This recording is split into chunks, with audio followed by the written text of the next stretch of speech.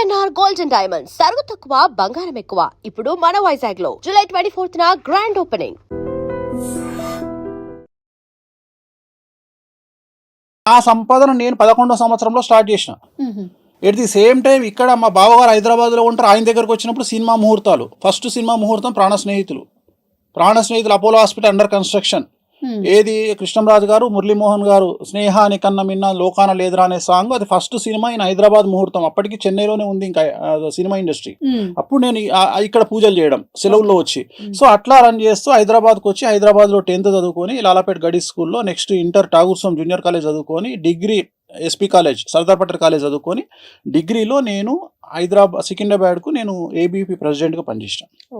అయితే నాకు ఎక్కడ అంటే సినిమా ఇండస్ట్రీలో ఈ గౌరవము, సినిమా పూజలు చేసినప్పుడు ముహూర్తాలు పెట్టినప్పుడు గౌరవము, ఇవన్నీ చూసిన తర్వాత నాకు కింగ్ అంటే ఎప్పుడు ఇష్టం లేదు, కింగ్ మేకర్ అంటే ఇష్టం.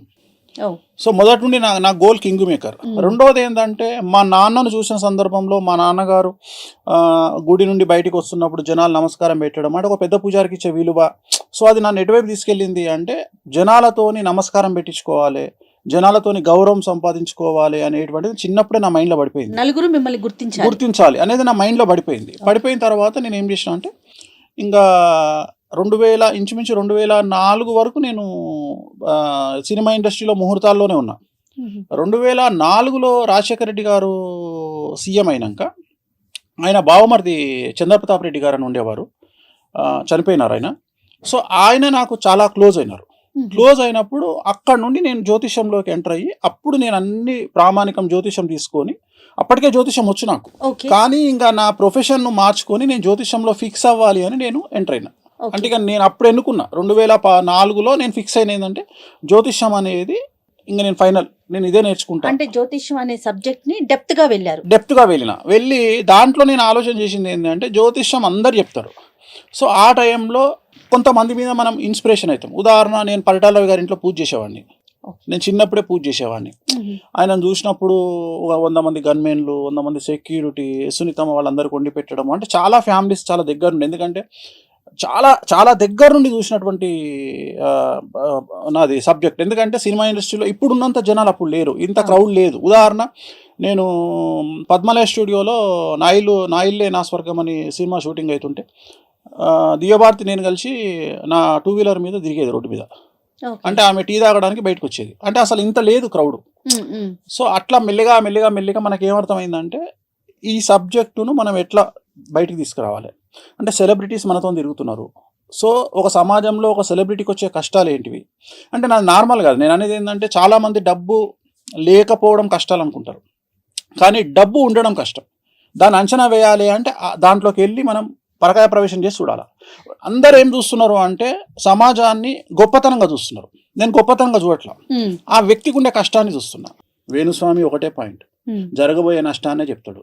వేణుస్వామి మోటివేషనల్ స్పీకర్ కాదు. మంచినాలనా సమాజంలో చాలామంది ఉన్నారు, పోండి చెప్తాడు, మీరు సీఎంలు అవుతారు. మీకు విషయం తెలుసా, నా దగ్గరకు ఒక అమ్మాయి వస్తుంది, జాతకం చెప్పండి గురువు గారు అంటారు. నేను హీరోయిన్, నీ జీవితంలో హీరోయిన్ కావు. డిసప్పాయింట్ చేయడం కాదు, ఇమ్మీడియట్గా మనం ఏం చెప్తున్నాం, ఒక బోటికి పెట్టుకోండి అంటే నీకు నేను ఆల్టర్నేటివ్ చూపిస్తున్నారు. ఆ అమ్మాయి ఏమంటది, నేను రష్మికను దొక్కేయాలి, నీకంత సీన్ లేదంట. ఇట్లనే మన ఇద్దరం ఎట్లయితే ఇంటర్వ్యూ చేస్తున్నామో అట్లనే ఒక ఇంటర్వ్యూ చేసినప్పుడు ఒక అతను, పేర్లొద్దు, అతను వచ్చిండు నా దగ్గరికి. వచ్చినప్పుడు ఇట్లనే నేను కార్లో పోతుంటా అంటే నా కారు ఎక్కువ అన్నాడు. ఎక్కడన్నా డ్రాప్ చేయాలి, నా కారు ఉంది ఆల్రెడీ, డ్రాప్ చేయాలి. 70 లక్షల కారు ఎక్కుదాం పా అన్నాడు. డేట్ ఆఫ్ బర్త్ చెప్పు అన్నా. ఎంబడే సంవత్సరం తర్వాత నీ బండి ఉండదు, నీ బండిలో పెట్రోల్ ఉండదు పో అన్న. వెంకటేశ్వర స్వామి మీద ఒట్టు, అబద్ధం కాదు. ఇదే మాట మాట్లాడినా. నా సంఘానికి తెలియదు, 10 కోట్లు పెట్టి ఇల్లు కడతా అన్నా అన్నాడు. కట్టు. నేను ఒకటే చెప్తాను, నీ జాతకంలో నీకు ఈ కారు ఉండదు, నీ తన పెట్రోల్కు పైసలు ఉండవు, కథ నువ్వు బిస్కెటే నీ లైఫ్ పో అని చెప్పిన. సంవత్సరం తర్వాత తెలంగాణ పార్టీ భవన్ పక్కకు మోర్ మెడికల్ హాల్ అని ఒకటి ఉంటుంది. మోర్ మెడికల్ హాల్, అందులో నేను మందులు కొంటున్నా. నా పక్కకు ఒక ఆయన వచ్చి నిలబడ్డాడు. నమస్తే పంతులు. నమస్తే, ఎవరు? పలానా రోజు ఆడ కలిసినాం మనం. అవును, ఏం సంగతి, ఎట్లును? అయిపోయింది పంతులు. ఏమైంది? ఆల్టో కార్లు వచ్చిన, నువ్వు చెప్పినట్టే అయింది. అది Venu Swamy. And for more videos, Please subscribe to iDream channel. Subscribe to iDream Media. Please subscribe to iDream. Please subscribe to iDream. Please subscribe iDream. And please subscribe to iDream. For more videos, subscribe to iDream. please like, share and subscribe to the channel. Congratulations, iDream. Subscribe to iDream. Subscribe to iDream. So subscribe to iDream Media. iDream की iDream team अंदर की huge congratulations. Please subscribe iDream Media. Please subscribe to iDream. Subscribe iDream. Please subscribe to iDream.